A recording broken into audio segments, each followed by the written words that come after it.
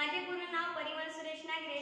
माझ्या शाळेचे नाव आहे कर्मवीर विद्यालय अमीरजा. इयत्ता 10व्या अ वर्गामध्ये मी शिकत आहे आणि घटक आहे पायथागोरस त्रिकोणाचा उपयोग.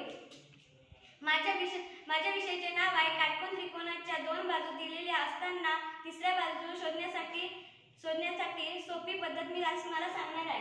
पायथागोरस त्रिकोण. पायथागोरस त्रिकोणामध्ये 3, 4, 5 उंची 6 इंच आहे, पाया 8 आहे, तर आपल्याला कर्ण काढायचा आहे.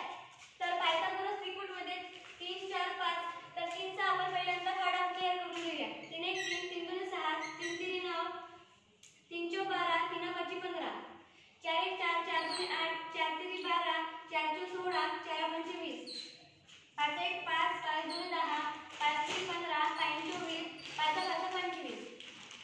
आपले काढे तयार करून झालेले आहे. उंची 6 आहे, पाया 8 आहे, तर आपल्याला कर्ण माहित नाही. तर आपल्याला अशी एक संख्या निवडायची की ज्या दोन्ही संख्यामध्ये एकेचा भाग दिला पाहिजे. तर अशी एक संख्या आहे म्हणजे 2.